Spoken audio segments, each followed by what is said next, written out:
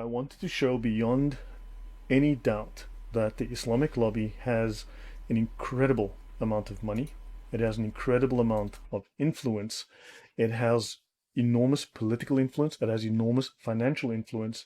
It is actively working to use its money to change Western politics, right? It has access at the highest levels of power in Europe and America, and it is incredibly powerful. It spends hundreds of times more money than Israel could ever hope to raise, right? The only benefit that Israel has is that it has the support of the common people because they like Israelis. They like the Jewish state because of social and religious ties. People don't like Islam, but Islam spends a small fortune, and their money is not spent just on political lobbying. The bulk of the money, the vast bulk, 95+%, 99% of their money is spent on the US and European education systems. This is the Foreign Gift and Contracts Report. I couldn't get the very latest one. There was a problem with the main website. This one is about 6 months old, but then again, the data is generally about 6 months old. Okay, so it's always about 6 months to a year behind anyway, so you're not going to get the very latest data. Now notice this spreadsheet has thousands. It's got probably 30 or 40,000 rows, so it's a huge spreadsheet. Okay, it's got 28,223 rows. Okay, so and this is a year old. Let's call it 6 months to a year old. Let's just say 1 year. Okay, so we can sort here. So what I'm going to do is I'm going to go to the financial row, and I'm just going to click row G. You can download this off a website, Foreign Gift and Contracts Report. Okay, this comes from the US government. When they receive money, when a university receives money, it needs to report it. Of course, the money has to exceed 250,000 for it to be reported. So a huge amount of money goes unreported. An enormous sum goes unreported. We know it's at least 1.5 billion, but have a look down here in the bottom right corner. You can't see it very clearly, but that number is $16.6 billion. That is $16,600 million.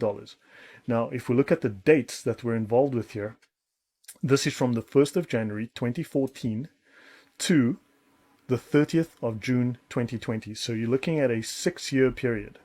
Okay, in a 6-year period, US universities have received $16.6 billion in foreign donations. The question you need to ask is, what are they getting for their money?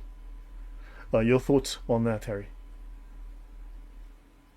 It's an incredible amount of money, and I would like to know how much of that money belongs to Muslim nations. Can you sort it out? That's a fair question. So we can go here. So what we can do is we can unselect these. I can just pick a few at random. So let's go.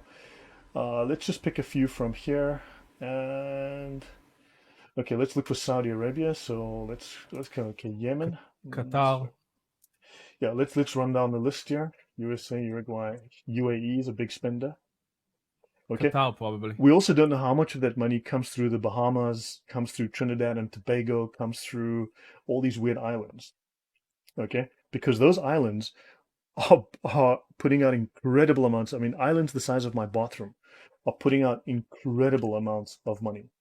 So Saudi Arabia, Qatar, let's do the obvious candidates. Palestine, okay, let's dump them in here. Oman, Nepal, Namibia, Mozambique, Morocco, let's dump those in Morocco in here.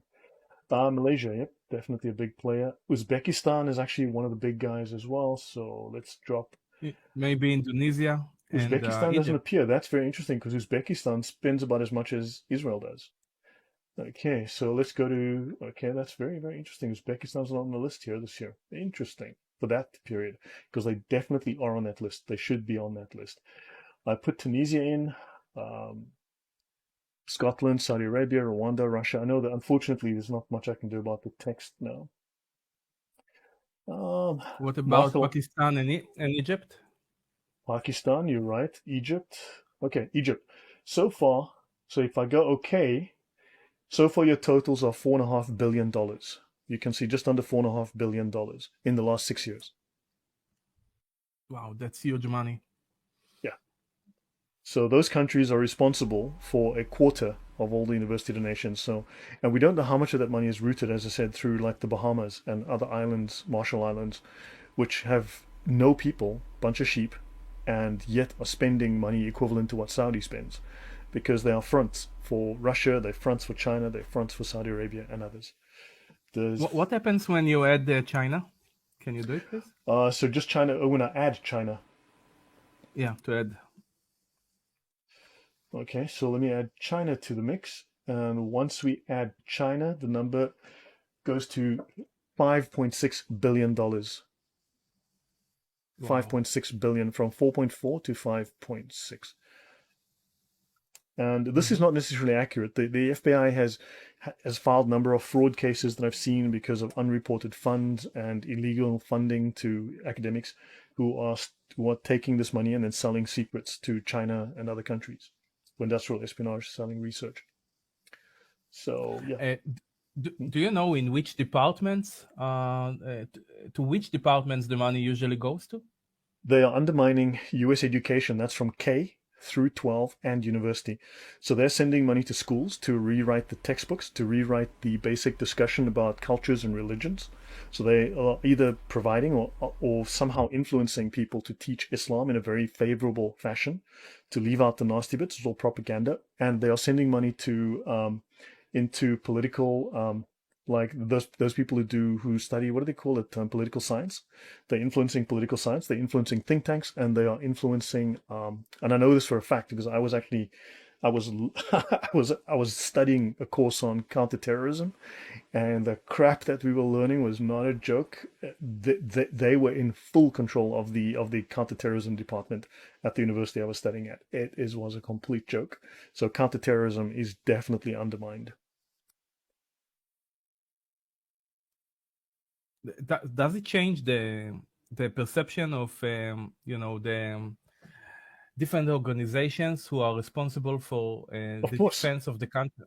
Of course, I mean they will strip out words like jihad from the lexicon. They will strip out anything religious. They will blame it on extremism, right? Just as vague extremism. They will not mention jihad. They will not mention anything to do with the Sharia. They will say, look, every religion has its extremists, and they will not allow Islam to be implicated. They will change the narrative completely. It's entirely just propaganda. They've done it to the FBI. They've done it to the CIA. They've rewritten the army manuals. They've rewritten CIA, FBI manuals, law enforcement manuals. And don't forget, they're pumping out people from universities who've got this very, very favorable view of Islam because they've been indoctrinated from K through 12 already. University of California, Berkeley. Taxpayer money for Middle Eastern studies, $600,000. Muslim countries, 18.6 million. Funds from Israel, 507,000. Okay. Now they say, this is the Daily Caller. This is from 2018. Universities took $600 million tied to Muslim nations, while blah, blah, blah. Okay. So you can see these numbers are extremely high. There's millions, tens of millions of dollars from these countries. Kazakhstan, Kuwait. Okay. We've seen some of these numbers before, but they are definitely subverting people who are in these universities, and they are definitely radicalizing them. Take this woman, ex-US military. She was radicalized. Monica Elfriede Witt. She's born in El Paso, Texas, and she changed her name to Fatima Zahra. Okay, and of course she then started to sell secrets to the Iranians because she was radicalized in university. And she was at University of Maryland, George Washington, and I've mentioned them last week. These guys have received a lot in funding. So they are recruiting. You can see George Washington, taxpayer money, $258K. Funding from Muslim nations, $101 million. Okay, so now the Daily Caller. So I'll mention this. Universities, okay, payments are going to colleges that have received millions of dollars from Arab countries like Qatar and Saudi. In coupling this program, okay, they want to teach people about the Arab world in a very friendly, notice, propagandistic fashion. Coupling the program with foreign funding is a backdoor route to Saudi or Islamic influence. Faculty, okay, some of the universities employ faculty or host guests who are very anti-Jewish and anti-Israel, to put it mildly. Universities funded by the DOE, the Department of Education, to help shape the way US K through 12 schools and colleges portray the Middle East are simultaneously bankrolled. This number is way more than 600 million. You can put in the 1.7 billion, $2 billion from Qatar and all the rest as well. It runs into the multiple billions of dollars, right? So you've got they all fund anti-Americanism, okay? They all teach about how Americans are racist and bad, and anti-Semitism, how Israel is bad, because obviously they want to destroy that alliance, and they want to make sure America is weak, right? So they want to incorporate Islam or Sharia law in the governments and have an overwhelmingly Muslim population. So these countries are sending tons of money, and they want to even change, so that they're working to change literally kindergarten through high school, right? So these guys are very, very hard at work. So China, now this number says $10 billion. I've just shown you that we can trace at least $16.6 billion. Now remember, that number is rising by what, $2 billion a year, right? It's roughly, I mean, if you look at 6 years, 16 billion, it's $2.5 billion a year. So you can add, so if these numbers are a year and a half old, you can add another 3 billion on top. You're looking at nearly $20 billion in funding. $20,000 million. What are they getting for this money? Lloyd, you are keep asking the very important question of what are they getting for that money? Why is it that the federal government of the US is allowing such donations? How come they are not stopping it, not realizing it's like a subvertive war against their... Because they've already infiltrated the government. They've got a friendly government. They've already got all these people coming out of university, and they're in government, and they're friendly to Islam. They've already got their friends on the inside. Now, notice here, so understand, they've already got a huge foothold, a massive foothold, right? They're already deep in. They're already deep into the government. This is a list of very, very wealthy Saudi billionaires. But notice the bin Laden family, the richest family in Saudi Arabia, is not on here. They're the largest construction empire in the whole of the Middle East, the bin Laden family. Okay? Mm-hmm. These guys, I mean, $20 billion. These are very wealthy people. And the king of Saudi Arabia is not on here either. Okay? So these numbers are out of date, but so the Israel has 21 billionaires apparently in 2019, but the US has 600, China 324.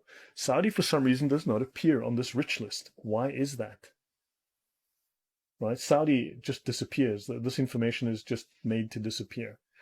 Understand? So there's a lot of fudging going on the financial stuff. There's a lot of fudging going on here. So yeah, I'll take that away for the moment. Any other questions? No, please continue in the meantime. It's very clear. Yeah, so let me see here.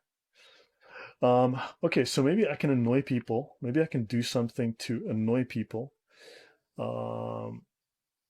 So, for instance, the Rothschilds, okay? Now, I don't want to speak out of turn because I shouldn't really speak when I don't have all my facts in front of me, but the Walmart family, the family that owned Walmart, are richer than the Rothschilds.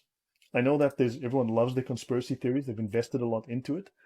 But you see, there is no longer centralized Rothschild family wealth. At the time that Nathan Rothschild, whatever, back in 250 years ago, back then, he was very wealthy because $5 would buy you a house. Okay, $10 would buy you a castle. $15 would buy you a country because the dollar was worth a lot of money back then. He was alone. He had no kids. Now, since then, he's had 5,000 heirs. The money's been split. Businesses have failed. Things have gone wrong, etc., etc. So let's have a look. The Rothschild group, the family, their annual revenue is approximately $500 million. Has $500 million, $500 million, approximately. Probably not even that anymore. In comparison, the world's largest country, Walmart, has an annual revenue of nearly $500 billion. That's 1,000 times larger. Walmart has 1,000 times more money than the Rothschilds. But you know what the guys are going to say? All their money is hidden. It's all secret, yeah. Well, exactly. It's like the secret Talmud. I'm still waiting for a copy of the secret Talmud. I'm still waiting for the secret Talmud. I mean, no matter what you tell them, so no, the aliens, show me the alien. No, the aliens are hiding. Look, excuse my French here, but that's bullshit. Okay? We need facts. I don't need conspiracy theories. I don't need crap like that. That is just, you cannot face reality. So there, if you're offended, leave. I hope that makes it clear. It does. So obviously the Jews control the money supply. It's a wonderful narrative. It unfortunately lacks any sort of facts. Bring us facts, bring us figures, bring us proper citations, right? So yeah. Now, for instance, they say the Rothschilds have amassed great wealth since the 1700s. Okay, say they have a net worth of $500 trillion, or they own 80% of the world's wealth. Now, I've heard these claims, I've read these claims, I've seen these claims. The world's total wealth in 2015 was estimated to be only 250 trillion, half of what the Rothschilds alone are claimed to possess. There isn't even that much money in the world, and the Rothschilds are supposed to be that wealthy. This is lunacy. Understand? Let's be realistic. Okay, and also, if not everything is about money, okay, a lot of things are about influence. It's about having connections. These things do count, certainly, but a lot of the conspiracy theories we need to take with a grain of salt. We need to be more realistic about what we look at. We need to analyze these things far more dispassionately. So global wealth. Let me be the devil's advocate for a second and say, what if the Rothschild realize that it's not about how much money they have, but about how much control they have? So of course, even they have, even Rockefeller said it's not about owning things, it's about controlling things. Sorry. So what if, for example, if they control the actual Federal Reserve, so they don't have money in their coffins, but they control the entire monetary system? Would that be a stupid assumption? Look, you can certainly make the speculation. Do you have the proof? I don't have the proof. Okay, I mean, one can cite evil as a cause, and one can also cite abject stupidity. Okay, you can cite ingrained policy that's just dumb. Right? There's lots of things we can talk about. I mean, there's also all of these people obviously favor themselves. They favor their own causes. Right? They're not there for you and me. Right? The wolves, when they decide to have lamb for dinner, it's not in the lamb's interests. Right? But that said, look, Rockefeller did say it's not about ownership, it's about influence. He said a quote similar to that, along those lines. Okay, it's not about what you own, it's what you control. Okay, but then sometimes you need to own it to control it. There is that, right? But understand, Benjamin the Rothschild. Now, people talk about the wealth. Now, we can track what evidence we do have for the wealth of people like the Rothschilds. Benjamin the Rothschild was ranked of the Forbes rich list, he was ranked at number 1,121 with a net worth of 1.6 billion. So really, people need to stop harping on 250-year-old facts and rumors. Yeah, I almost feel bad for the guy. Just 1,000. Well, here's another thing. There's another Rothschild on the rich list, but he doesn't belong to the Rothschilds family. He has the name. He's not a member of the family. What's that? So really, so let's have a look. Aggregate net worth of the richest Arabs. Okay, so 123 billion apparently spread among 42 billionaires. So Saudi Arabia counts the most billionaires. But notice, not one of the rich lists from Forbes and others that we looked at earlier has them on the list. Notice they were not on the previous lists, but it says here they're the most billionaires. Mm-hmm. Okay, so understand, there's a lot of fudging going on here. There's a lot of issues here with these numbers. Okay, so there's a lot of weirdness going on with these numbers, and lots of very wealthy Arabs. Now, maybe these wealthy Arabs have a role to play in what's going on in the world, or people are going to start claiming that these guys are just innocent as the driven snow, so yeah. Okay, so we've spoken about some of this. Now have a look here. So these are sovereign wealth funds. Okay, these are sovereign wealth funds that have a lot of money. The Saudis, they claim to have $160 billion. We know that their royal family's worth about $1.4 trillion. Okay, and Abu Dhabi Investment Authority. So this money fluctuates. They've had $1 trillion in the past. Okay, so there's a lot of money floating around in these sovereign wealth funds. Abu Dhabi, 700 billion. Norway Government Pension Fund, $1 trillion. Are the Norwegians doing something evil because they've got even more money? Small country, floating on oil, well managed. Right? We maybe want to ask these questions. These tiny countries as well wield a huge punch. So look, if someone wants to unpack the numbers and go through this, maybe they'll find something that they don't know. But understand, the Muslims work as a group. They work together. There's at least 21 of these countries that operate together. There's 50-something Islamic countries. They operate together as a voting bloc in the United Nations. But within the as a conglomerate, as a business conglomerate, the 21 most wealthy operate together. Right. So you can count their money together and their influence together. So anything on that? I'll just let this one go for the moment. No, May I it's just very clear. interject? Sorry. Yeah. Yeah. Martin. Yeah. Just the sense that I'm getting, and thank you ever so much for this, mate. It's fascinating. The sense that I'm getting is that at some point the previous biggest influences, the traditional influences of a long period of time, have been kind of overthrown and outgrown, and that there is a cult for which there isn't a numeric financial agenda. It's driven by a cult that's pushing this forward relentlessly, and this is the direction they're doing it through the education. Yes.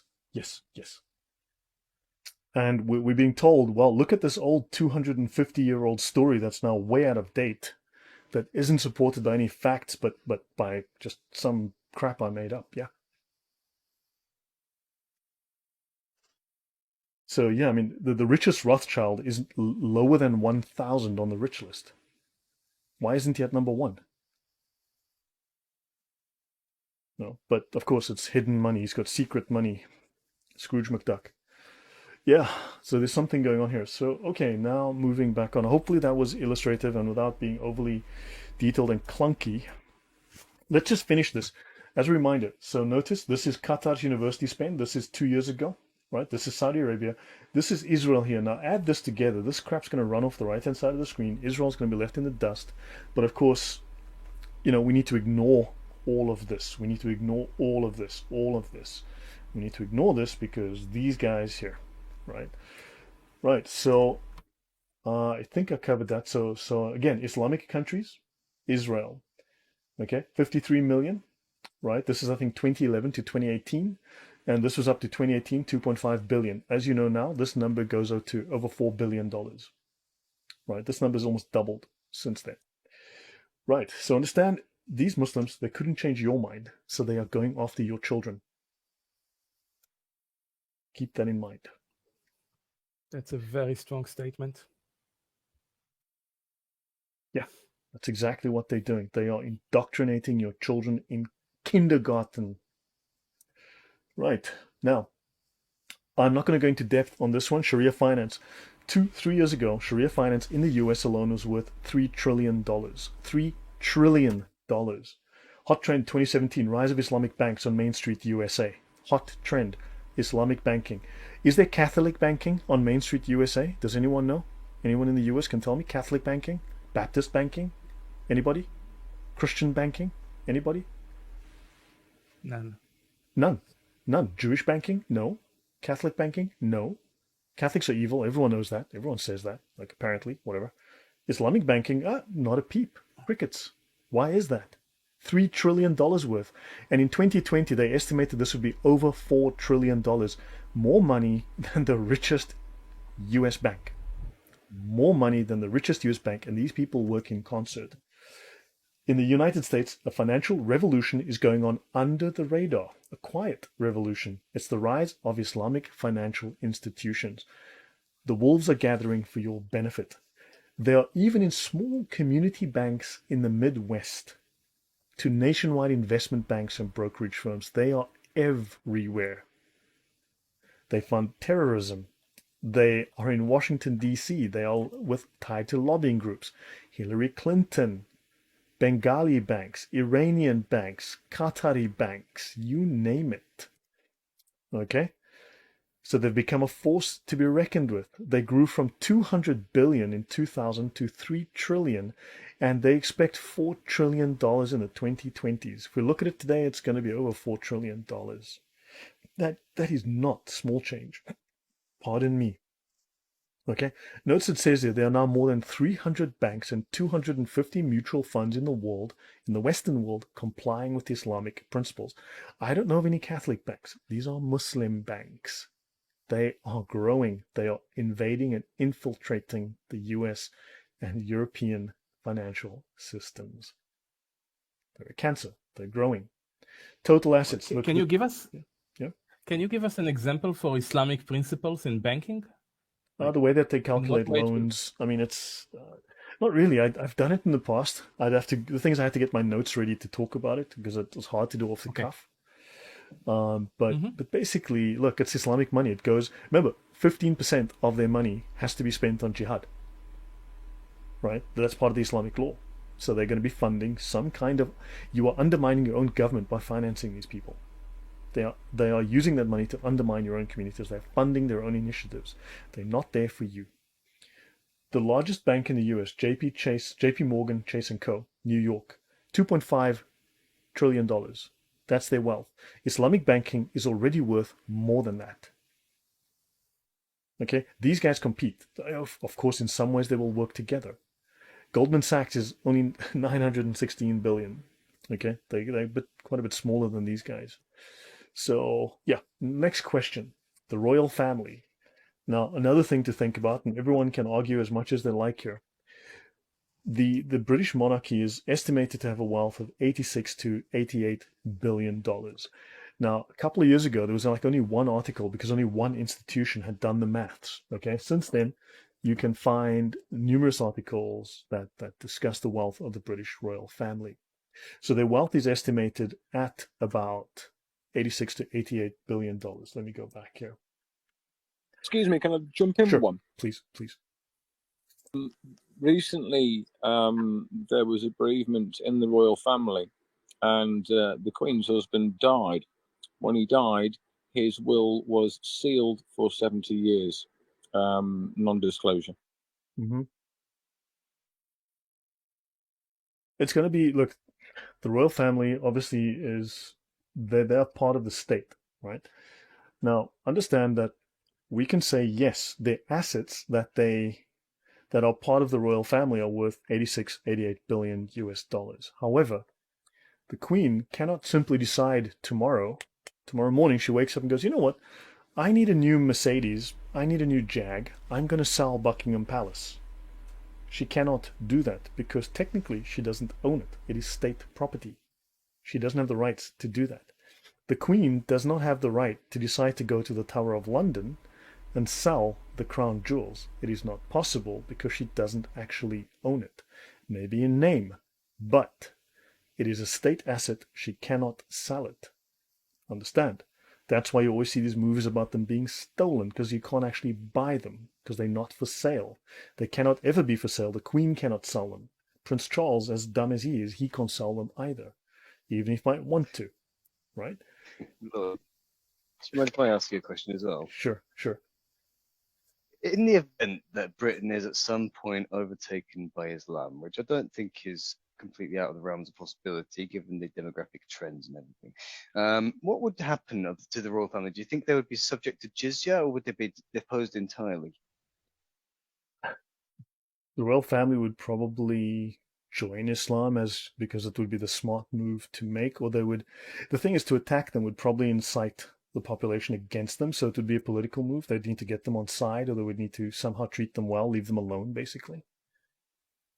The royal family is supposed to be apolitical. Perfectly acceptable in Sharia law. Lying is part and parcel of what you have to do. So there are no rules. There's no boundaries as to what they can and can't do. They can lie to the entire nation. It's part of their religion to do so, isn't it? I remember you saying. Correct. Yeah, lying is perfectly legal. In fact, it is obligatory. Now, so let me just go here. Let me just bring this up. Now, for instance, Queen Elizabeth, her net wealth, okay?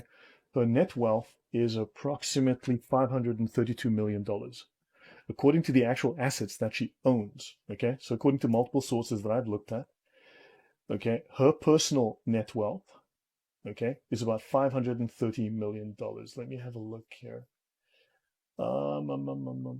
Okay, so blah, blah, blah. So they get a sovereign grant from the government, but 349 million pounds, approximately $530 million.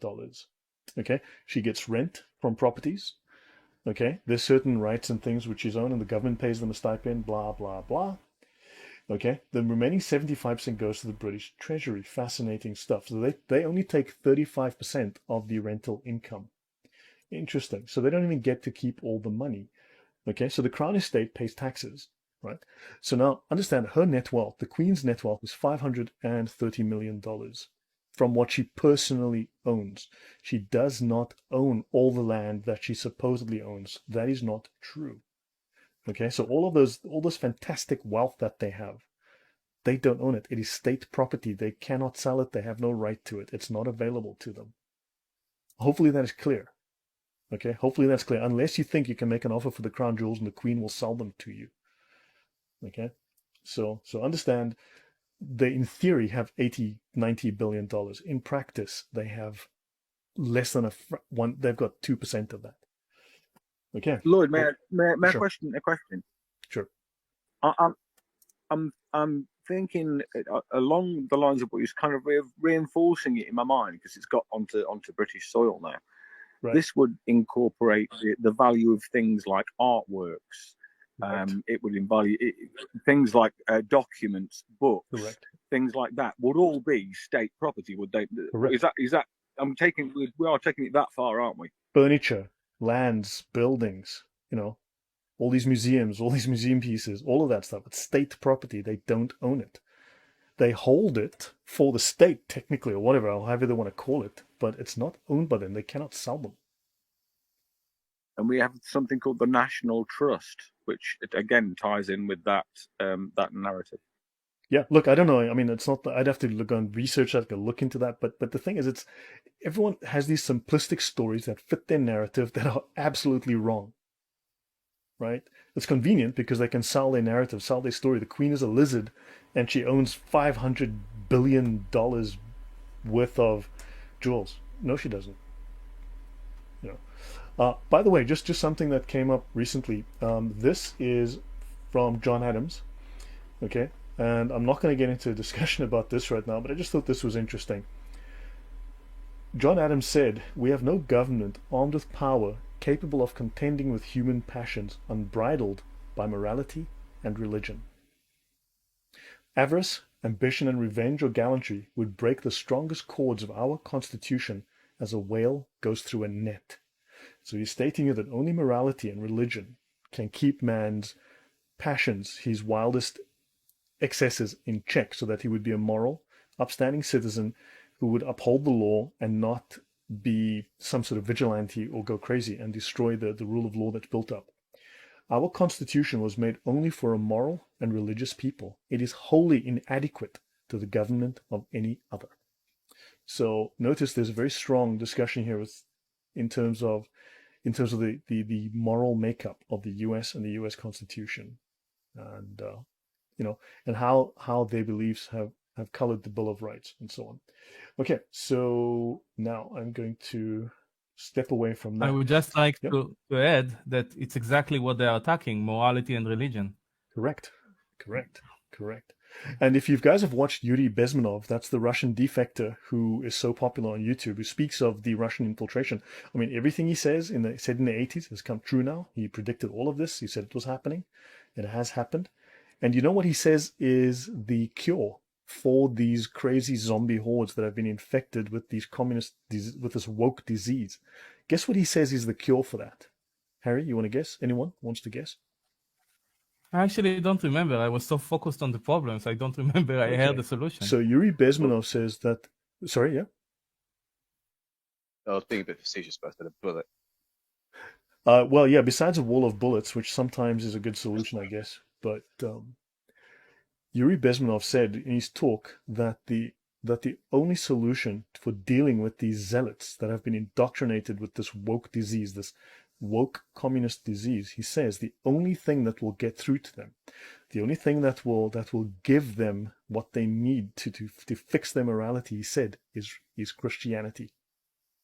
He said they need a firm religious foundation, they need a firm moral foundation, and this can only come from Christianity. That is why the woke masses, the crazy zealots, attack Christianity and attack Christian morality. So make a note of that. I didn't say that. Yuri Bezmenov said it. If you guys, and everyone talks about Yuri Bezmenov in glowing terms, well, now's your turn to turn around and smear him because you boys are hypocrites, as we all know. Okay? Because you're a bunch of hypocrites. Because Yuri Bezmenov's awesome because he's saying what we like, and now he says something that you may not like. Well, he said it, not me. So just keep that in mind, right?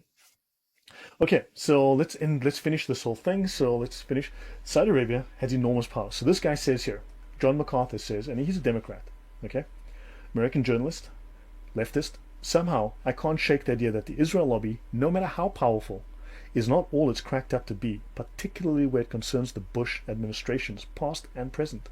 When I think of pernicious, that's toxic, foreign lobbies with disproportionate sway over American politics, I cannot see past Saudi Arabia and its royal house led by King Abdullah. There's a long and corrupt history of American-Saudi relations. Interesting that this guy says this. Right? He says, and there you go. That's him saying that in black and white.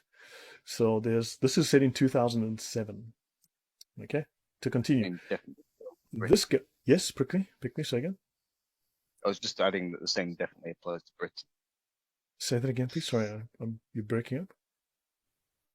Sorry, my friend. I said the same definitely applies to Britain.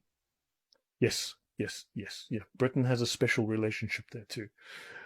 Unfortunately, the term religion of peace comes from this guy, and there's Nihad Awad from CARE, which is Hamas, which is the Muslim Brotherhood.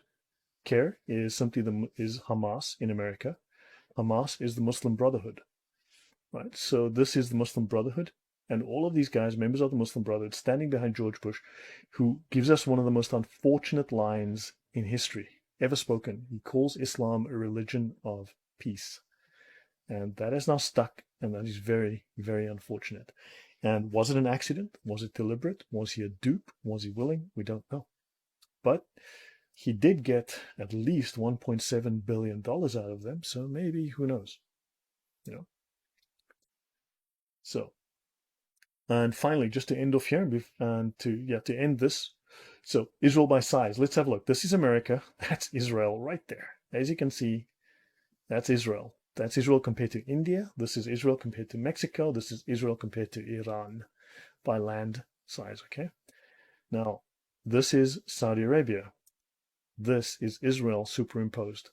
You can see this tiny dot here, that's Israel. Israel is up against 19 nations that are technically at war with it. 19 nations that are technically at war with Israel, that have no peace treaty signed. They've never formally declared a ceasefire. Right, now let's look at Israel. So let's look at the green area. Okay, you'll find Muslims in all of these green areas, majority Muslim nations. And this is Israel right here, as if there's no room for the Muslims to go. Right, that is Israel. So the green area, as everybody knows, the green area are caves, right, camels, box cutters, just a small minority of violent jihadis. They have no money, they have no oil, they have no power, they have no US or European political influence, and they've got no space for the Fakistinians to go. This little tiny red area here, this tiny red area, of course, has, as we all know, unlimited money and unlimited power, as the narrative goes. So, any questions? I think that wraps this one up. The only question I have is if anyone can see me waving my hand on the map. Yeah. So we have to, so remember, ignore the green part. Ignore the green part. Ignore all the green. Yes, someone said? That's just was an absolutely brilliant way to end what I've sat and listened to for the last 3 weeks. That map there just says it all, doesn't it? Yeah. So we need to ignore these 1.8 billion people and worry about the 8 million here. That's what we're told. So yeah, that ends that. Hopefully that was enlightening and useful to you. You know, hopefully it gave you something interesting to work with. It was incredible. And if I'm not mistaken, this is concluding the talks about Islam, right? Yes, I think that should be fun. Until something else comes up one fine day, but hopefully that, yeah. But guys, this you actually can... like for, yeah, I would actually like for you to come and give us one lecture of like a concluding lecture, if you feel like. And I understand that the next one is going to be now the second chapter of the Noahide laws, and then we are going to go to the Talmud. Yeah, the plan is to do Yeah, I just want to wrap up a little bit of what we started before, I don't have to go into detail anymore. I've laid the groundwork. I just want to give you guys some, so,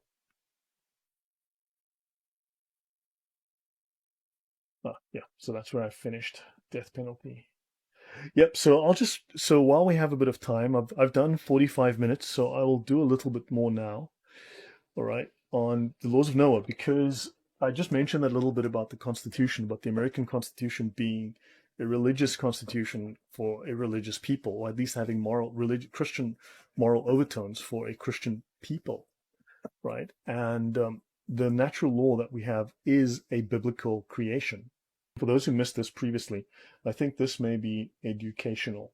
We're going to talk quickly about religious wars and talk about the importance of what is called Judeo-Christian values. Now, many people obviously contest this. Those people can go jump in a lake. The Encyclopedia of Wars. Okay, and another resource is what's called the BBC War Audit. Okay, very easy to find, the BBC War Audit.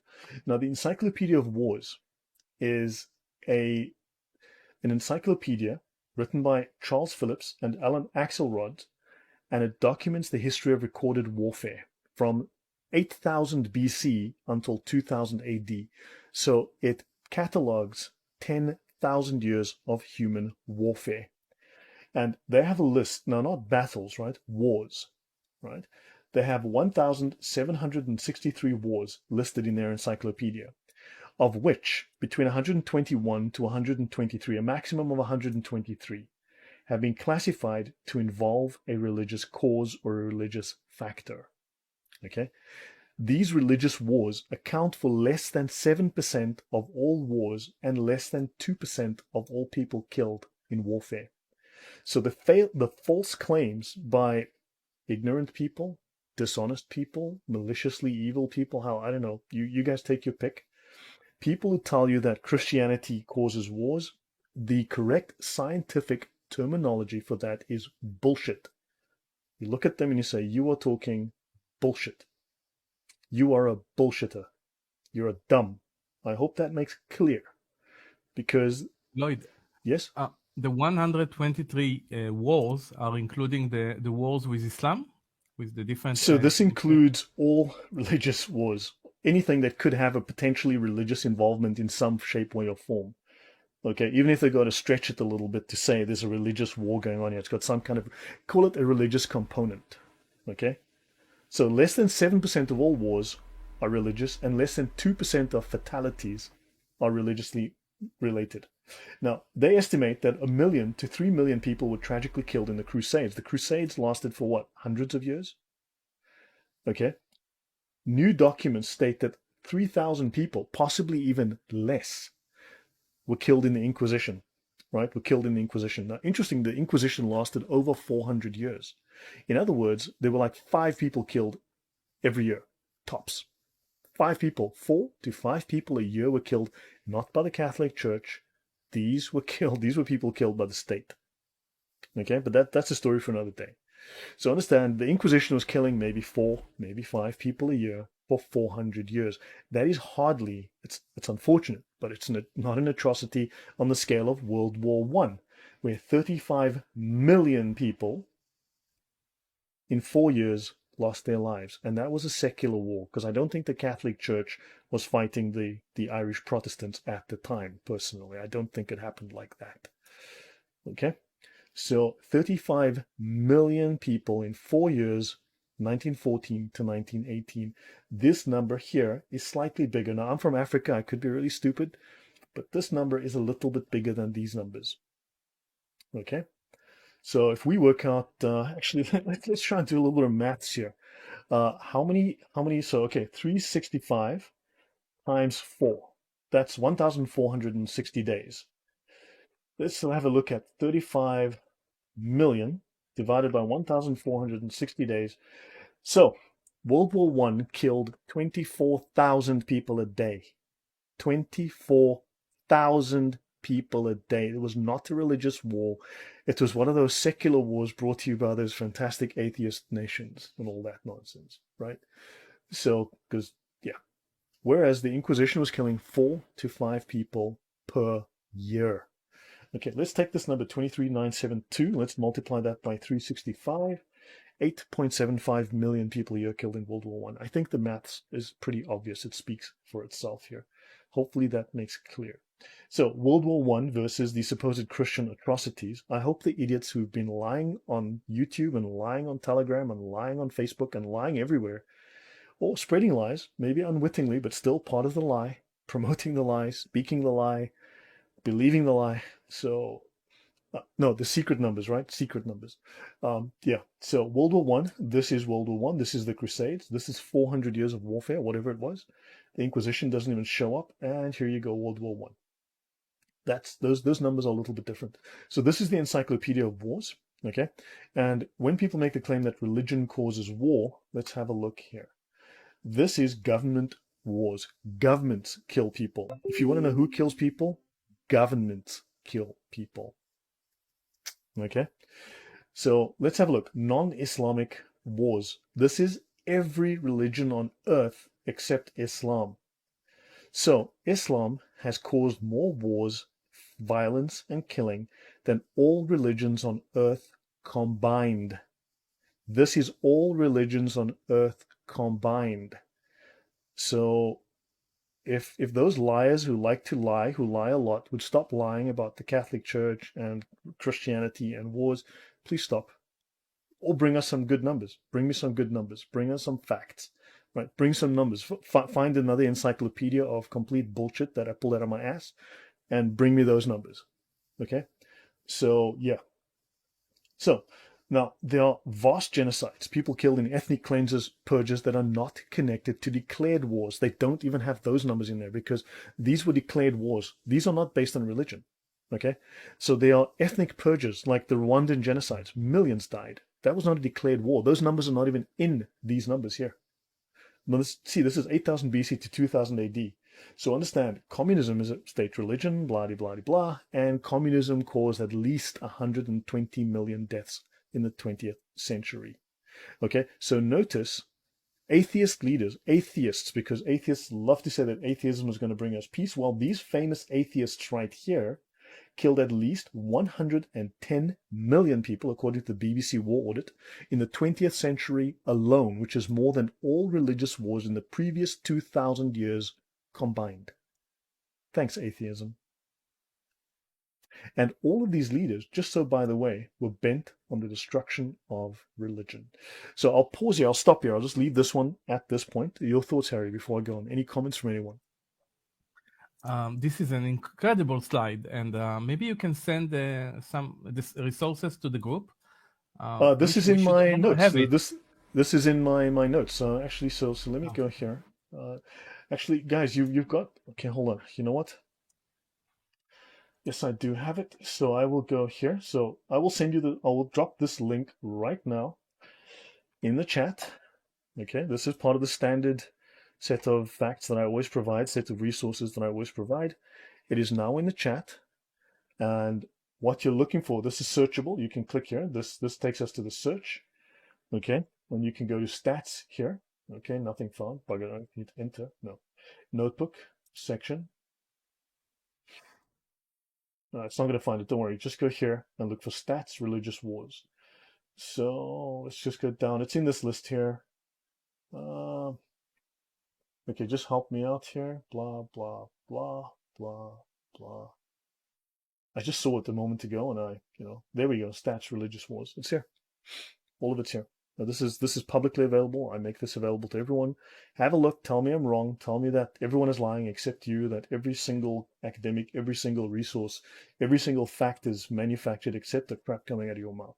Excuse my French, but I've dealt with too many people who've told me too many lies, and I really have no time for that. That's why I've done a lot of this stuff, because I've just heard too many people claiming that they walk on water while lying through their teeth all the time. So yeah, that's just my annoyance with certain people. Okay, any comment? I'll wrap this.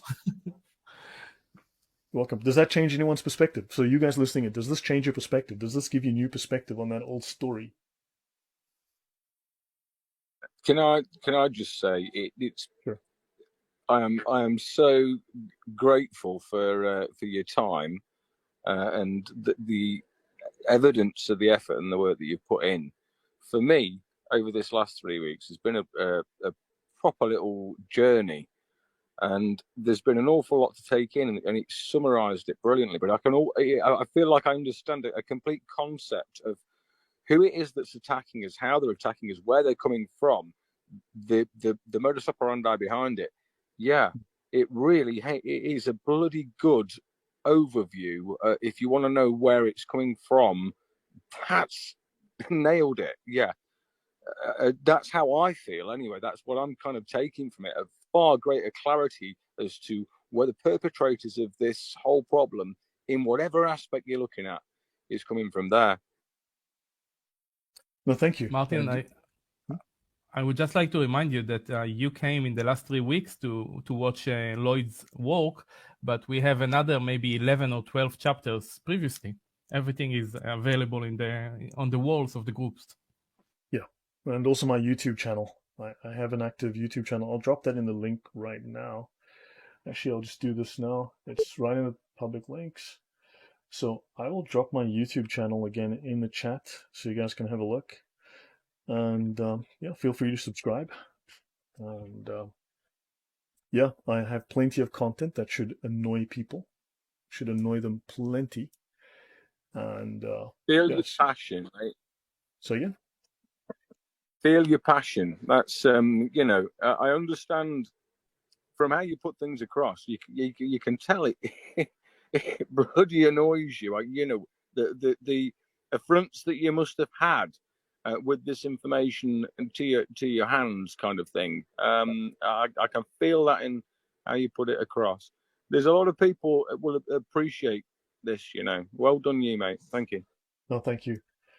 Yeah, for some reason my search function is not working correctly on the web-based app. I'm not sure why. It should be instant. It's deciding to have issues, so it's not finding this. This should be in the notebook. Very, very odd. So let me bring up Noah again.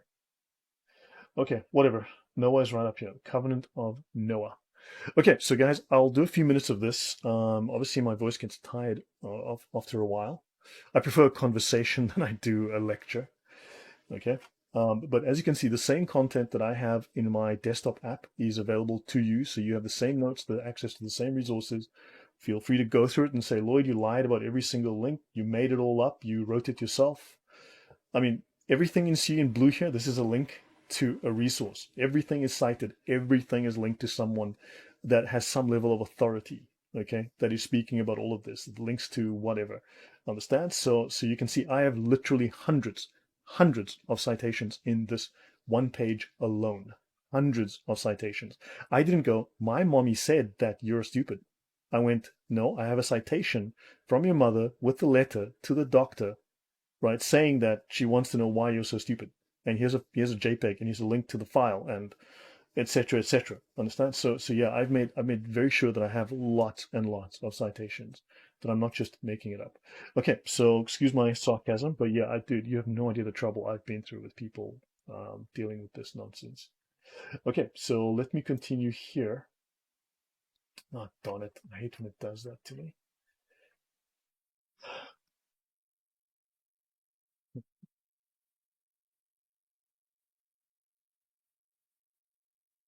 Okay. So we covered previously, we covered the death penalty in, oh, come on, please. We covered the death penalty in Israel, and for a very, very supposedly bloodthirsty nation, they've only had 2 capital punishments in the last 70-something years, in the last 7.5 decades.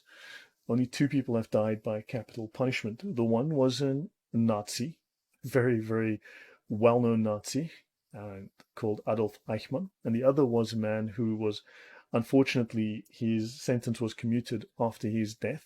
Okay, and yeah, so in fact, and I did go through the Talmud to show that the rabbis state that a Jewish legal tribunal that is willing to perform the capital punishment once in every 7 decades, that is once in every 70 years, is too violent. I've covered that in the past. Feel free to dispute that with me in the comments, and I will show you that you're an ignorant fool. for free. Okay, so now understand that the natural law that we work with is a biblical invention. It's a Jewish invention, right? You can say Judeo-Christian, so which will annoy other people, but that's fine. Okay, so let's talk about this. So the covenant of Noah, just to refresh everyone's mind, the Ten Commandments came with Moses. But what was the law prior to the law of Moses? What law were the people of Judah following? People known as the Jews today. What were they following prior to the law of Moses? Was there no law? Were they lawless? Or was there law? So it seemed there was a law. It wasn't necessarily written down explicitly, but we do have 7 of these laws. They're called the laws of Noah, because these laws made Abraham righteous. They made Noah righteous. They feared God, they loved God, they obeyed God. They obeyed certain laws which set them apart from the people around them and made them righteous. Right, so to refresh on what the 7 laws of Noah are, I guess I'll just go up here. So the 7 laws of Noah are the following. Thou shalt not deny or curse God. Thou shalt not worship idols. Thou shalt not murder. Thou shalt not perform adultery or sexual immorality. Thou shalt not steal. And you will not eat flesh torn from a living animal or drink its blood. And you will establish courts of justice.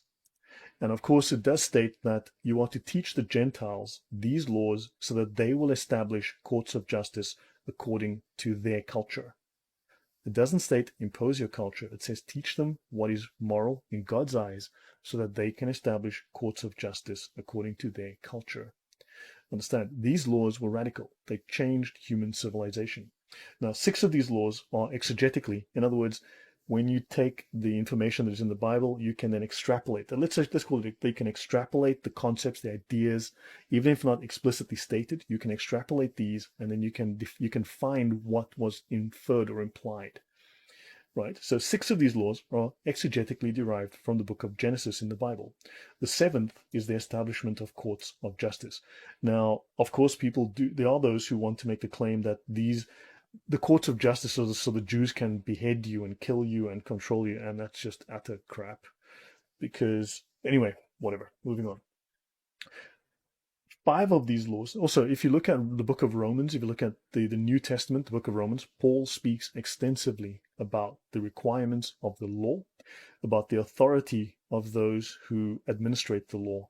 And yeah, so then if the Jews are bad, then St. Paul is bad. But then again, lots of people go around saying St. Paul is bad, so whatever.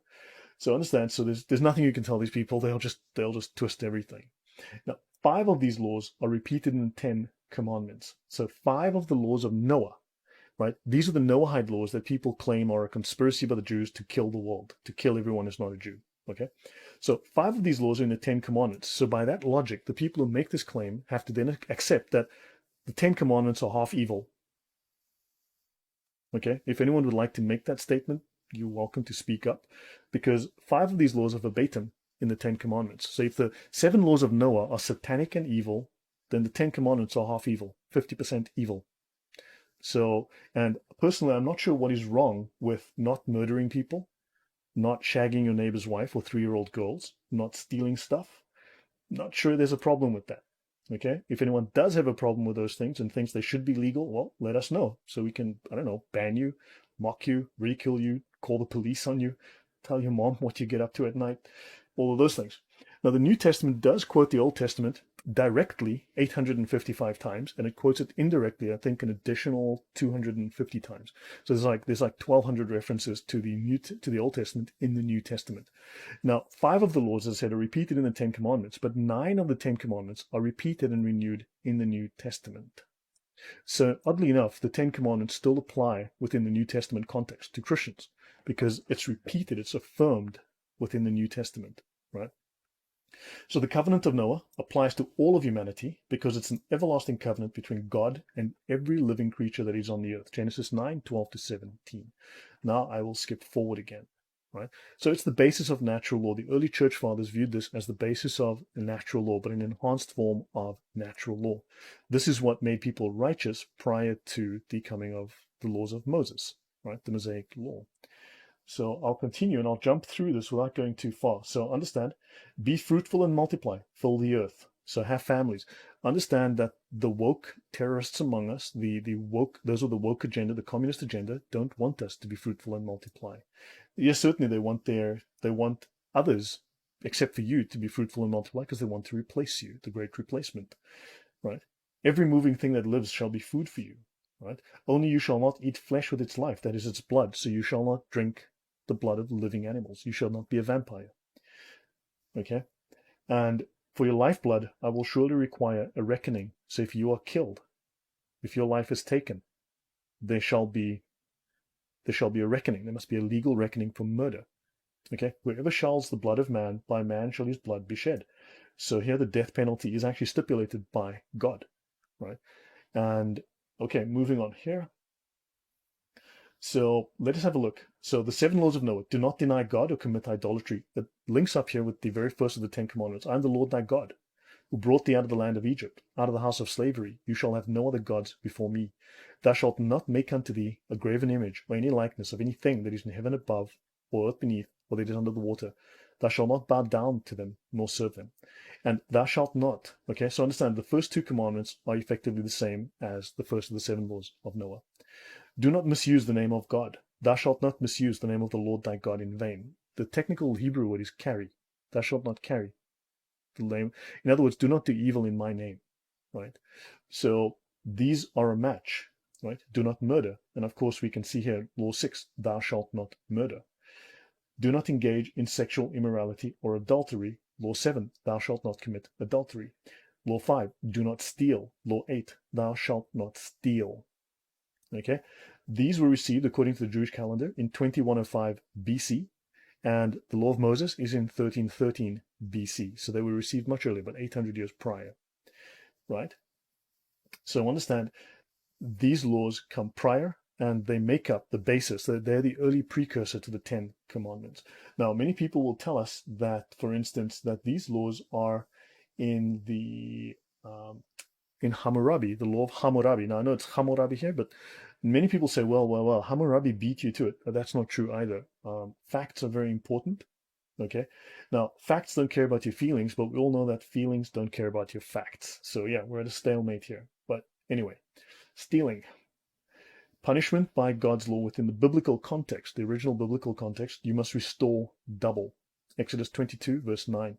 For all manner of trespass, whether it be ox, ass, sheep, garment, he shall pay double unto his neighbor.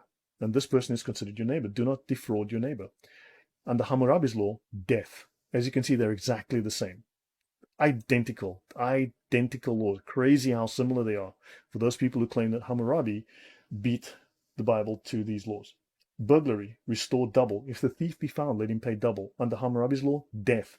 Again, identical. It's amazing how similar these are. Excuse my sarcasm. Harboring a fugitive slave. There is no offense. In Deuteronomy 23:15, there is no offense for harboring a fugitive slave. The Bible does not endorse slavery. Now, certainly, look, we can talk at length about that. That's another topic for another day. But under Hammurabi's law, death. Injuring a slave. Freedom is given to the slave under the Jewish law. And here the master is compensated. Screw the slave. Injuring a rich man, the same injury is inflicted on the injurer. The same injury. Okay, there we've got correspondence under Hammurabi's law.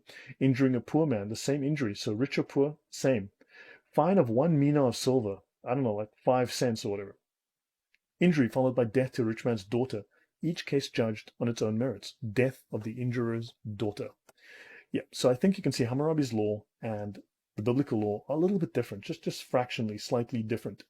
Now, the descendants of Noah, this would mean all of humanity, were commanded to observe the 7 mitzvot, the 7 laws, right? And so it's idolatry, incest, murder, cursing the name of God, which is blasphemy, the civil law, obeying the civil law, and not to eat from living animals, not to have that kind of brutality, okay? So now, Deuteronomy 18:10. Of course, now look, this is not to say that within the rabbis, one can point to the rabbis and point out a few issues, but okay, you shall not learn to imitate the abhorrent practices of those nations. They were set apart from the other nations. Do not consign your son or daughter to the fire, right? Child sacrifice. Do not indulge in in magical practices, soothsayers, divining, sorcery, right? One who casts spells, one who consults ghosts or familiar spirits, one who inquires of the dead. This is actually forbidden under the Jewish law. Okay, not to say it doesn't happen, it certainly does, but it is forbidden under the law, right? And this law, to my knowledge, is still, I think, should still be applicable to Christians. I mean, this should still be, it's not been abrogated by anything else that followed. So now let's look at a quick exegesis of each law, because they're sub-laws. So the rabbis took these laws and said, okay, so how do we apply these in real life? I mean, what do they mean given circumstances? So the 7 laws are subdivided. Let's look at idolatry. How do they interpret idolatry? Well, you must worship God alone. Jesus cannot be worshipped since it is considered blasphemy. This is according to strict rabbinic interpretation. This is obviously the departure between the Orthodox Jews and those and Christians. Obviously, this is an issue of contention. But that aside, you will not murder, you will not worship idols or statues. Do not bow down before them. Do not offer sacrifices. Okay, that one's out the way. Blasphemy. Do not curse God. Worship and pray to the true God alone. And do not use God's name in vain. Excellent. Murder. Do not murder people. Okay, but it actually states here within the Jewish law that self-defense is permitted. Theft. Now, theft is actually very interesting how they define theft. Do not steal. Do not rob. Do not overcharge. So now they've refined this to say, okay, well, what is theft? Do not overcharge people. Do not kidnap people. Do not move a landmark to cheat people. Maybe it marks out an area, right? A farmer's land or something. Do not move his landmarks to try to steal land, right? Or to try to confuse routes. Do not use false weights and measurements, and do not covet, right? Sexual immorality, no incest, no bestiality, and no homosexuality. Eating flesh of living animals. Do not indulge in animal cruelty. Do not eat animals that are alive, and do not eat the flesh of animals that are torn by a wild animal. And then justice, if we look at laws in courts later, against bribery. Do not bribe. Do not apply favoritism when applying the law. The law must be impartial. Do not condemn the innocent. Rather, the guilty man goes free than an innocent man is punished. This is biblical. This is Jewish. Understand that the Western legal system is heavily derived, not just from the Roman legal system, but from the Jews. Administer the death penalty. This is legal. And treat people equally before the law. That's against favoritism. And this is actually proven within the Talmud, that evil book that people love to talk about. So, yeah, any comments, Harry? I'll pause you if anyone has a comment or question. Guys, any questions? Please raise your hand if you do, or comments. No. Okay. The start of another journey. The presentation is incredible.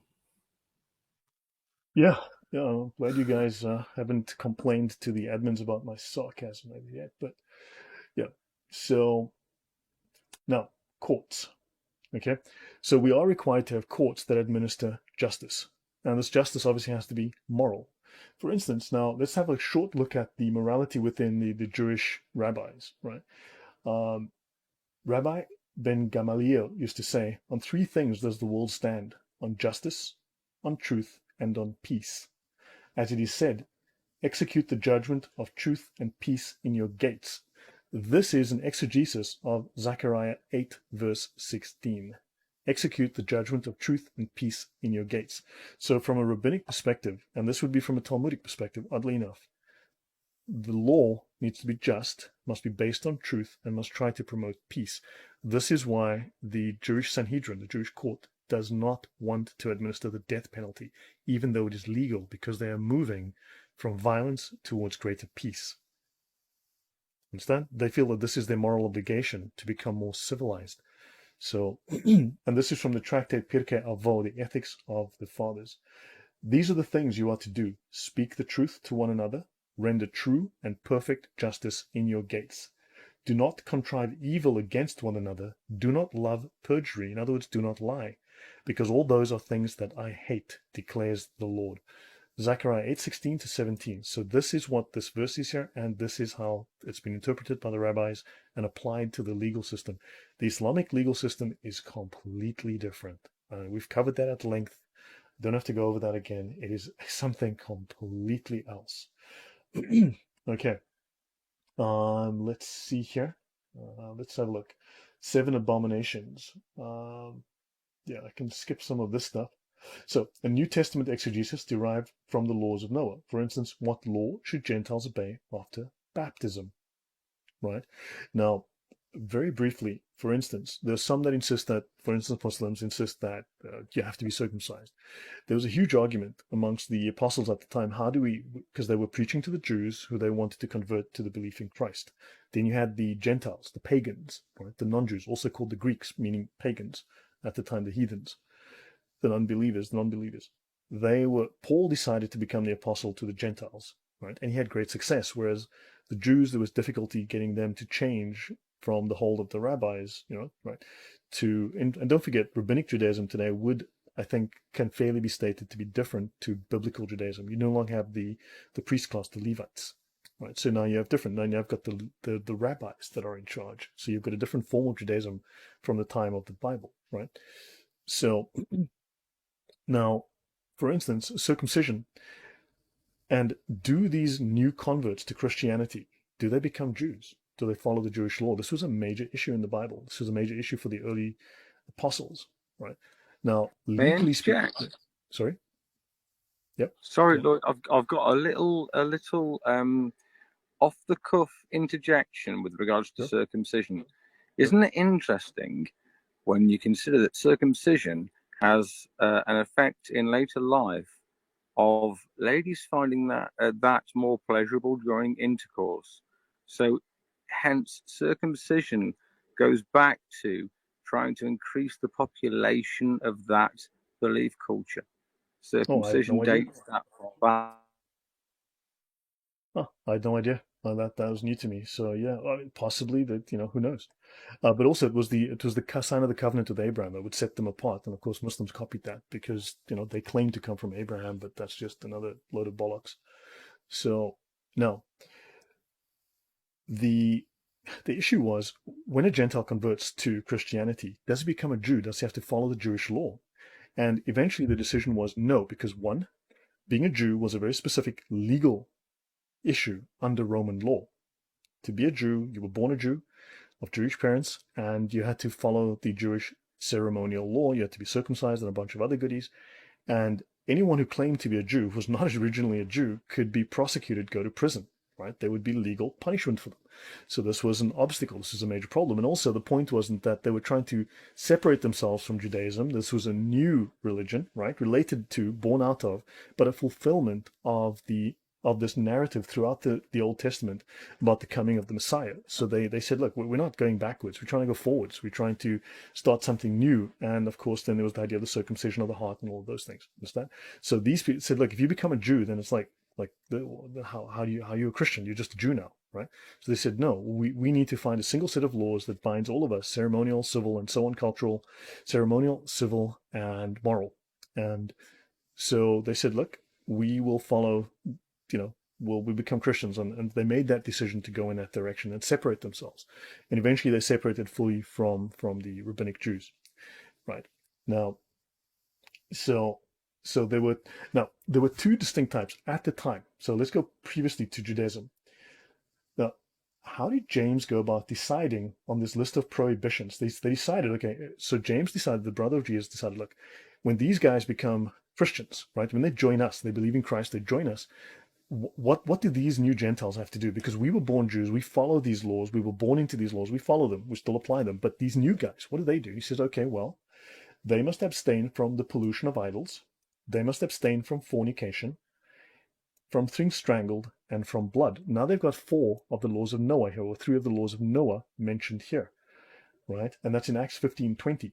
Because there were 2 kinds of converts to Judaism. There were full converts, and there were what they call the God-fearing converts, those who turned to God.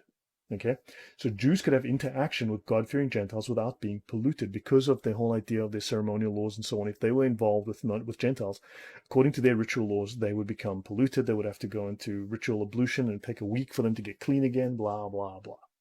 So the easiest thing was for these Gentiles to adopt these laws of Noah so they become righteous Gentiles, right? And thus the Jews could have interaction with them without fear of polluting themselves, according to their law at the time.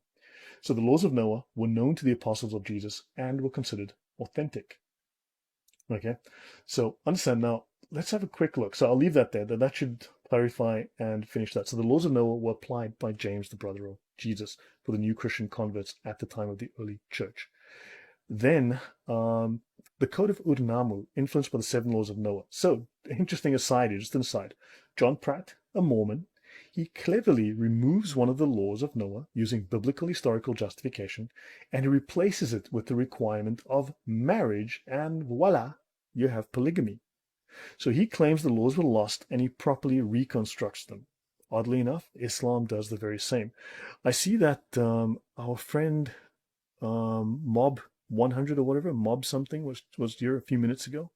I noticed him, and he was the one who dropped the comment a few weeks ago, where he stated that Israel has far more money, and bring me the proof, buddy. Love to see it, because there is no evidence to support that. I've provided a ton of citations, dozens and dozens and dozens of them, and there is no evidence for that. So that thought is wrong, but I'd love to see the evidence if you have it. So he says here, simply replacing the incorrect law, the law against blasphemy, with the missing one, which is to multiply and replenish the earth, produces a proposed list for the original 7 laws given for all mankind as commandments from God. So he just takes out blasphemy and says, bang as many women as you want. QED. And this is what lots of cults and lots of sects and heresies do. They just simply, they go and fix your theology for you. Okay, so let me see. So this is again the witchcraft. That stuff is wrong. Okay, and now the 613 laws of Noah are only binding on the descendants of those who accepted the commandments at Sinai. So the Jews are set apart. Now, look, I'm not a major theologian. This is not my thing. But I had a discussion recently with someone who said to me that I think the Jews are all going to hell because, they refuse to accept Jesus. And that's a common view, oddly enough. However, if you read St. Paul, he does state, and I am no expert on this, but from what little research I've done on this issue, Paul does say, the church fathers, Paul and James and others, they speak of not that the Jews are going to be kicked into hell because they don't believe in Jesus. What he speaks of is, no, we are the Jews. We've been given this promise by God, this eternal promise from God. And all of these new members of our church will be grafted in to this tree of righteousness. They'll be grafted in as branches of our tree, right? They will be added to. They will form part of this. They'll grafted into the trunk of our tree, where they will receive these blessings as well and become part of this gift that's been given to us. What has set us apart will be given to them. Understand? So they have a separate covenant. And to my knowledge, that remains. Look, we can always debate theology because I'm not a major theologian, but to my knowledge, that is how that works. Okay. So now there are 3 laws which a Jew must die for rather than transgress. 1, sexual immorality and murder and idolatry. So Jews must not engage in idolatry, sexual immorality, and murder. Those are 3 things you must rather allow yourself to be killed than to do those things. The prohibitions against idolatry threefold: worshipping idols, worshipping God with pagan rituals, and creating idols. Okay, so that's just a little bit of history. Hopefully that is interesting. There are different kinds of covenants. There are permanent covenants and temporary covenants, right? The Old Testament is temporary. It's not meant to be the ideal law for all time, although a dispensation is made that for those who want to live under that law, they must abide by that fully, right? And of course, it's very, very difficult to abide by those rules. And let me see, the only of the 9 of the 10 commandments, so 9 of the 10 commandments, as I said, are repeated, right, and reaffirmed, so they're still valid. The only one is keep holy the Sabbath, is the one that is missing, because technically Jesus becomes your rest. He becomes the Sabbath, right? You keep him, right? So moving on. So that's the general sort of theology there, to my knowledge. So, okay, any comments or questions before we go on? I don't want to get too stuck into this. I've already covered all of the issues here. Any comments before I go on? No, I think you can go on. It's very, Okay. very interesting. Right, I want to go a few minutes. It'll be 90 minutes. My throat is getting sore. It's tiring too. Okay, so idolatry. I want to bring your attention to Strong's H, which is H for Hebrew, 423. The word Allah, Jewish word, oddly enough, means curse. That's also the name of the Islamic God. Allah, the Muslim God, is within Hebrew, means a curse. So just very, very interesting. So denying God, of course, Islam denies the Christian God. It is completely anti-Christian. It completely goes against Christian theology. I've covered that in depth, in serious depth previously, so I'm not going to rehash that here now. Okay?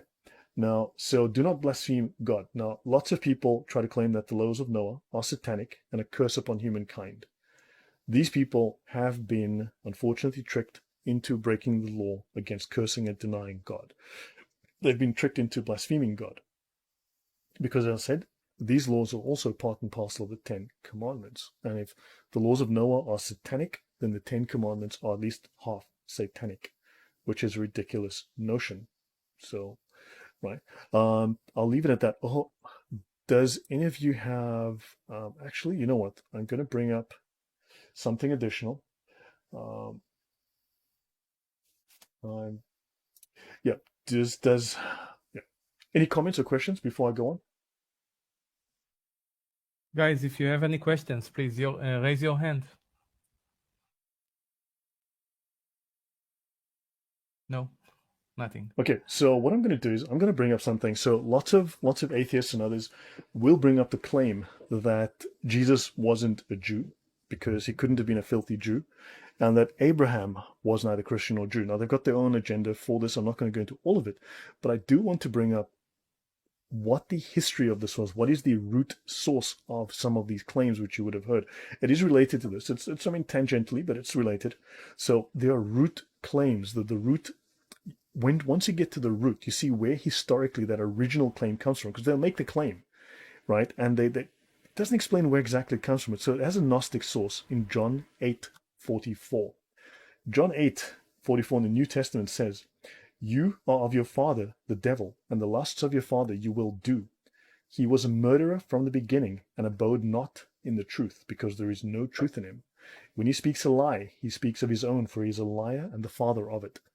What is important to us is the very first sentence. "You are of your father, the devil, and the lusts of your father, that being the devil, you will do." This is Jesus speaking to the Pharisees. Now, of course, this is very uncharitably interpreted as Jesus is speaking to all Jews, every Jew that ever lived and that will ever live and that lives now and lived then, and just everybody. Jesus hates the Jews. Jesus was a Jew, but hey, Jesus hates the Jews. Every single Jew for all time, eternity, past, present. Now, "You are of your father, the devil." He's telling the Pharisees. He's specifically telling the leadership of the Pharisees at that point. "You are of your father, the devil, and the lusts of your father you will do." Fine and well. However, now, prior to Islam coming along and reinterpreting reality and misinterpreting everything in sight, pseudo-biblical Gnostics and other heretics also reinterpreted the Bible to suit their agenda. John 8:44 has been a major source is the original source of the hostility to Jews and Christianity, because these Gnostics claimed it is a pro-Gnostic verse, with Jesus affirming that the Jews serve the Gnostic Satan called Beelzebub. Okay? Whatever. Now, anti-Semites, people who hate Jews, make the same claims. They are ignorant of its historical source. What they do is they mistranslate the Greek John 8:44. They seek to undermine the passage and legitimize their stance by asking, okay, with an agenda, if John 8:44 really reads, "You are of your father the devil," or does it actually say, "You are of the father of the devil"? So they claim that Jesus is saying in this passage, the proper translation is, "You are of the father of the devil." So the father of the devil is the God that the Jews worship. That God is Yahweh. Yahweh is the God of the Bible, the God of Abraham, Moses, Adam, Noah, the God of the Christians too, right? Which means that the father of the devil is even worse than the devil. Understand that Satan is a minion of the real Satan, who is the God of the Bible. Therefore, the Jews worship Satan's father, who is himself worse than Satan. Therefore, Jesus is not a Jew, because Jesus came as an apparition with no body. He came from the good God, this dualistic idea that they have of the good God and the evil God. And of course, you have the evil God worshipped by the Jews and now the Christians. And you have this good God that Jesus came from as an apparition, because the world of matter is evil. And Jesus could not have been born of matter. And he could not have been a Jew thus, right? So by this definition, by using this revisionist framework, remember Gnosticism is not a religion, it's revision, right? And atheism as well in many ways, it just does revision as opposed to, yeah. Jesus is not a Jew, and the God of the Old Testament of Abraham and Moses, whom we call Yahweh, is Satan. This is the root source of this claim against Christianity and the hatred of the Jews. Your thoughts before I go on? Lloyd, I'm going to annoy you, but I actually have an ignorant question. So if God is not the father of the devil, then who is the father of the devil? Who created the devil?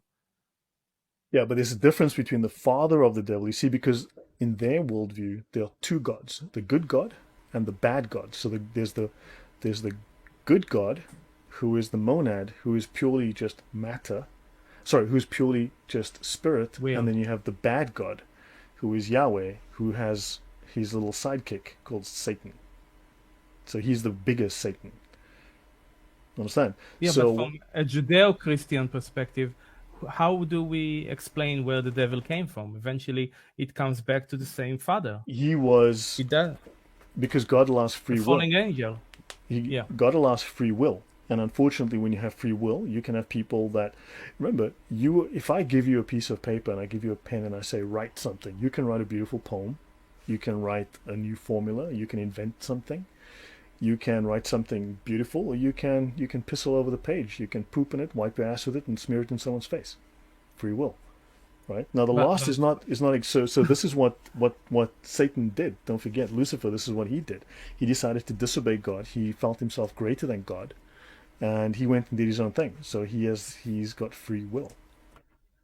But forgive me, please.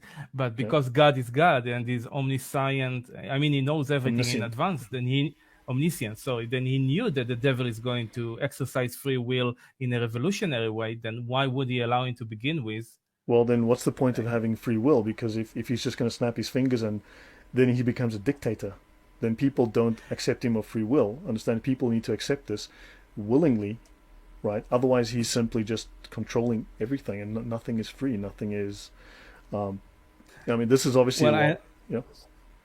I understand that with. I mean, by the same token, the same token, God shouldn't let your mom die of cancer. God should give you money if you forget your wallet at home. And if you fall down the stairs, he should catch you. So God becomes your little personal genie. Understand? So God then becomes your servant. I understand, but think about the scale of devastation that happened with the devil, if we are taking that seriously, compared to the possible actions of specific men. So well, think of what man has done. Think of the damage man has done. I mean, people had choices as well. They could have done otherwise. So man also has a choice, right? And if you make a world, I mean, think about it. If you make a world with beautiful mountains, you make a world where people can slip and fall off the mountain. That's just the way it is. That's how that is. Okay. Right? If you make a world with urinals, you also make a world where people can piss all over the floor instead of in the urinal. That's just how that is. Think about that. Excuse my French. Yeah, I understand. Right. Okay. So, that was. I just wanted to bring that up as an interesting point. So again, I'm not exactly a philosopher. I did not. I had a BCAF in university, which means Bachelor of the Cafeteria. That's as far as I got. I can tell you what the coffee tasted like, and that's about it.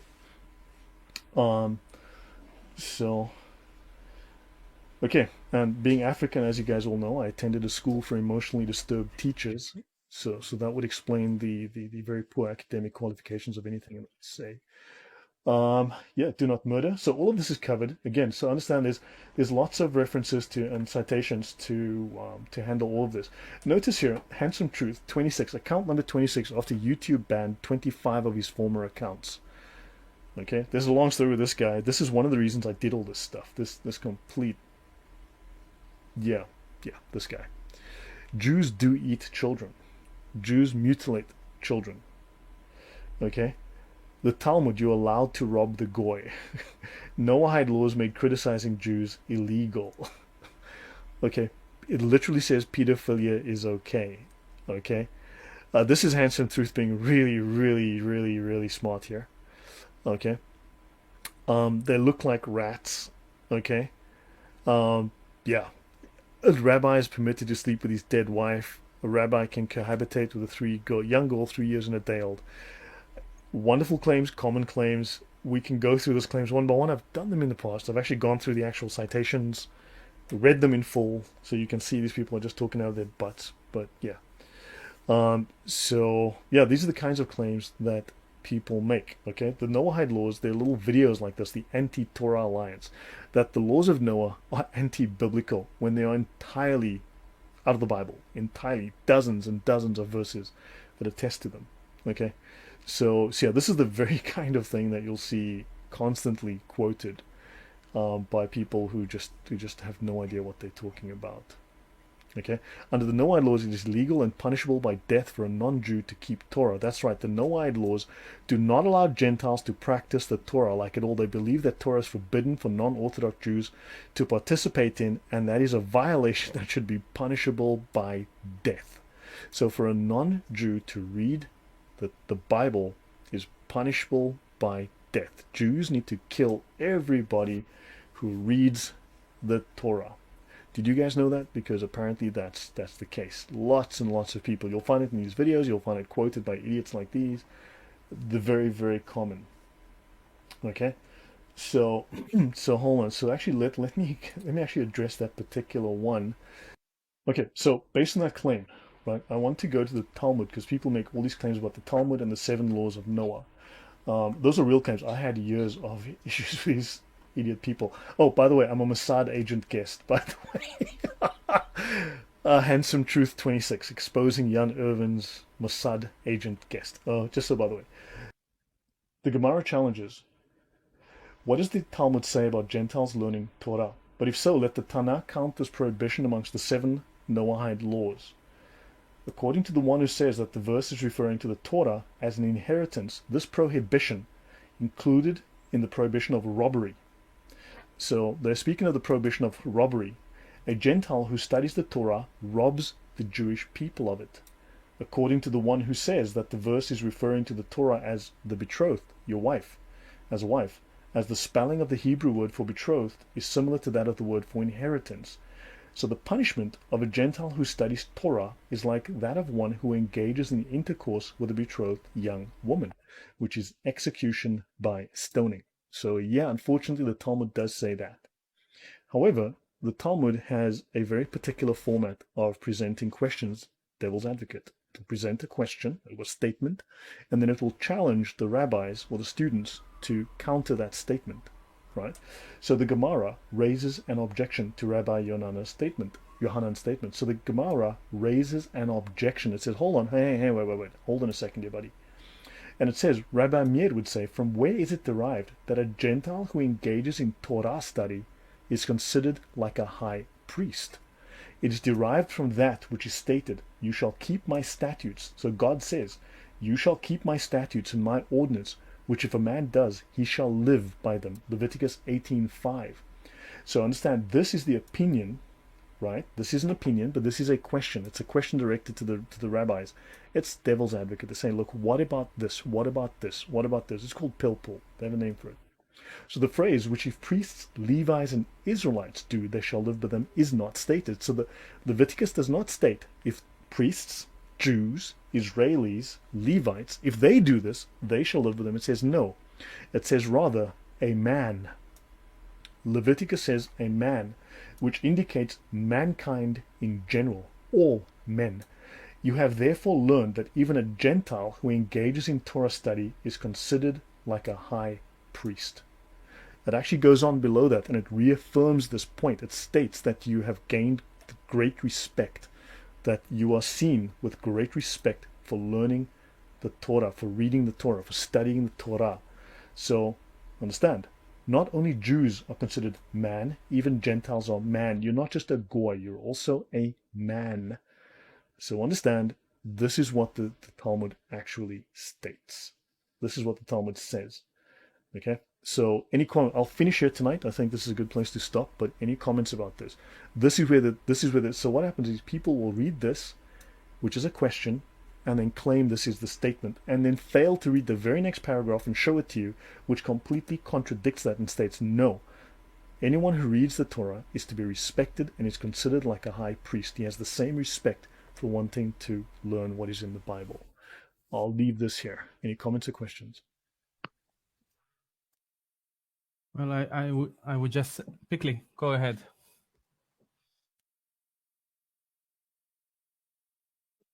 Hi, Lloyd. I just want to say thank you very much. I'm driving, so you probably can't hear me, but yeah, thanks Right. a lot. You're See welcome. you soon. Okay. Yeah.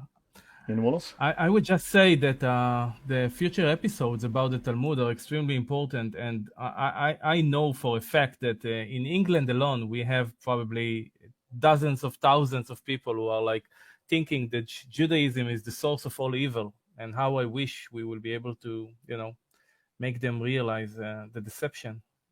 Yeah, no, they've been deceived. I mean, that much is very, very true. That is certainly the truth. Yeah. So actually, we just stop sharing. I'll stop this here. Enough for now. Hiccups. So, guys, I have things to go and do. It's late here. It's going on 11 p.m. So, thank you very much. Any final last-minute questions or comments before I call it a night? Just thank you very much, Lloyd. It's been a fantastic evening. Again, a brilliant presentation, full of information, all backed up. It's like, boom, yeah, really enjoyed it. A lot to think about, a lot to transpose over to my understanding of things as well. Really entertaining. And I understand your passion and frustration. Sometimes you get a little bit spiky and you're a little bit, but I get that. And I appreciate it. Thanks for your time and your energy. I really do appreciate it, mate. No, like, yeah, if you've dealt with the kind of abuse that I've seen, myself handled, but the kind of abuse, the kind of issues that I've had to deal with, I dealt with a group once that incited violence. There was a shooting at a synagogue in California once that was incited by that group where you saw this handsome Truth 26. He and his friends actually incited someone who took their message from their group. They have a political group. They had a political group that would actually do messages online. They would do public events. They would spread this message of hatred. They inspired someone to go shoot up a synagogue and kill people. Okay? It got so bad. We this whole thing went to the FBI. It got out of hand. Believe me, this is what I was dealing with. People died because of this nonsense. There are real world consequences here. I feel your passion for it. I really do, and I understand. When you're trying to put this sort of information across, the kind of resistance that you must get, and the kind of attitude back that you must get as well. And credit to you, and I really do appreciate that you sharing your time and giving us this incredible in-depth explanation as to the, your findings from the research you've done, and very much valued. Thank you.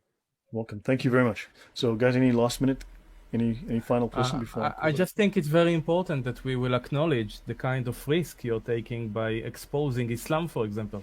I know that people actually lost their life for 10% of what you're doing. Why are we concerned? Islam's the religion of peace, Harry. It's the religion of peace. What are we concerned about?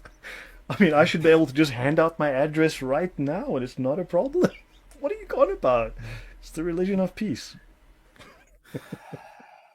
Yeah, I think we should have a statue of you on every mountain in every European country eventually. Like, yeah, man. Yeah. Yeah, these people are nuts. I mean, we all know that. We know that. I mean, yeah. For all the money they've spent, we know how evil they are. How come they are not bribing you instead of sending all those billions to the university? They'll try to use nice words. I mean, they'll try and use nice words. I mean, when I was studying counterterrorism, I mean, just the nonsense I was hearing in the course, I was like, you guys have no idea what you're talking about. I don't know. I mean, look, obviously I don't have that much of a footprint, but those who do, they do. I mean, I can actually talk about that next week and show you some of how far they'll go to bribe people. They do. They do spend hundreds of thousands of dollars on people, millions of dollars on grants to get people in their court. Yeah, they do. Okay. So next week we are going to start with the Talmud? Yeah, I'll finish the Laws of Noah because that's sort of the introduction and I'll begin on that. Yeah, so I'll touch on that. Okay? Guys, thank you very much. Perfectly. I shall call it Thank you very much for coming. Yes. Take care, guys. Good night. Bye. Have a beautiful night. Bye-bye. Thanks.